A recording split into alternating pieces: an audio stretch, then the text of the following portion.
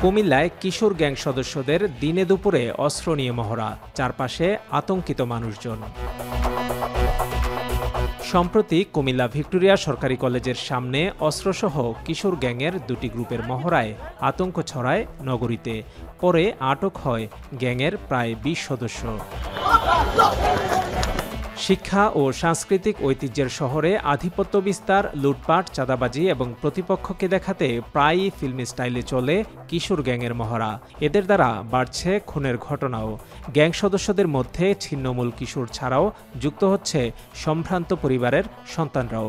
অপরাধ প্রবণতায় যোগ হচ্ছে সহজলভ্য মাদক, প্রযুক্তির অপব্যবহার এবং নিয়ন্ত্রণহীন সামাজিক পরিবেশ।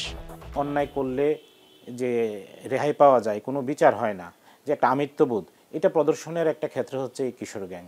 তারা যা ইচ্ছা তা করে, এটার কোনো বিচার হয় না দেশে। প্রশাসনের ভূমিকা আরও কঠোর হইতে হবে।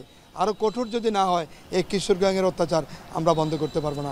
তবে অপরাধ প্রবণতা বৃদ্ধি ও কিশোর গ্যাংয়ের পেছনের কারণ হিসেবে পরিবার ও সমাজ ব্যবস্থাকে দায়ী করছেন সচেতন নাগরিকরা। বলছেন, সাহিত্য, সাংস্কৃতিক চর্চা ও খেলার মাঠ কমে যাওয়ায় কিশোর মনে নতুন কিছু দোলা দিচ্ছে, যা রাজনৈতিক প্রভাবশালীদের পেশি শক্তি হিসেবে ব্যবহার হচ্ছে। যারা কিশোর গ্যাংয়ের যে সদস্য, তারা কারা? আপনি খতিয়ে দেখুন, আরও গভীরে চলে যান, আরও ডিপে চলে যান। আপনি দেখুন তাদের কোনো না কোনো পলিটিক্যাল মাস্টার কিন্তু আছে, কোনো না কোনো পলিটিক্যাল প্যাট্রন কিন্তু আছে। রাজনৈতিক পৃষ্ঠপোষকতা যদি থাকে তাহলে তো আপনার এই কিশোর গ্যাং বিকশিত হবেই। কিশোর গ্যাংয়ের যে ইস্যুটি, সেটা থেকে মুক্তি পাওয়ার জন্য একটি কালেকটিভ মেকানিজম প্রয়োজন। কালেকটিভ মেকানিজম যদি আমি বিনির্মাণ করতে চাই, তাহলে সমস্ত শ্রেণী পেশার এবং সমস্ত রাজনৈতিক শক্তি তাদেরকে একটা আইডেন্টিক্যাল ফিলোসফিক্যাল প্ল্যাটফর্মে চলে আসতে হবে। তো আমাদের রাজনৈতিক চিন্তা চেতনার মধ্যে পরিবর্তন আনতে পারিনি। আমরা রাজনীতিবিদরা এখনও মনে করতেছি আমাদের রাজনীতি পেশিশক্তির উপর নির্ভরশীল। যার পেশিশক্তি যত বেশি, সে রাজনীতিতে তত বেশি শক্তিশালী। এই কারণে মূলত রাজনীতিবিদরা তাদের শক্তির জানান দিতে রাজপথে যে কিশোর গ্যাং আছে তাদেরকে আশ্রয় প্রশ্রয় দিচ্ছে এবং তাদের অভিভাবকের ভূমিকা পালন করছে। রাজনীতিবিদরা যদি প্রশাসনের সাথে ঐক্যমতে না আসে, যতদিন পর্যন্ত না আসবে ততদিন পর্যন্ত আমাদের পক্ষে কিশোর গ্যাংকে নির্মূল করা সম্ভব হবে না। কিশোর গ্যাংয়ের মাথাচাড়া নিয়ে বিচলিত আইন শৃঙ্খলা বাহিনীও। নিয়মিত টহল ও গ্রেপ্তারের পাশাপাশি অভিভাবকদের সচেতনতা জরুরি বলছেন কর্মকর্তারা। আমরা আইডেন্টিফাই করার চেষ্টা করছি শুধুমাত্র কিশোর অপরাধী না, তাদের পিছনে কারা আছে, পেট্রোনাইজার কারা, তাদেরকে আমরা আইডেন্টিফাই করার চেষ্টা করছি। পাশাপাশি কিন্তু এখানে দেখবেন যে গার্ডিয়ানদের একটা বিশাল ভূমিকা রয়েছে।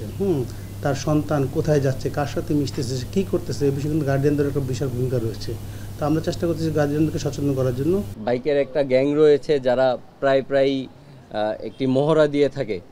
এরকম একটি বাইকের গ্যাংকে আমি ওই গোমতীর তীরে ধরতে সক্ষম হয়েছিলাম এবং তাদেরকে পরবর্তীতে তাদের প্যারেন্টস এবং কলেজের কর্তৃপক্ষের সাথে কথা বলে মুচলেকা নিয়ে তারপর তাদেরকে ছাড়া হয়েছে। এই কিশোর গ্যাংয়ের বিপক্ষে আমাদের কার্যক্রম চলমান রয়েছে। আমরা আশা করি খুব দ্রুত আরও কিছু আসামিকে আমরা গ্রেপ্তার করতে সক্ষম হব। সামাজিক মাধ্যমে হিরোইজম দেখানোর মানসিকতা ও পারিবারিক নজরদারির অভাবে বাড়ছে কিশোর অপরাধ।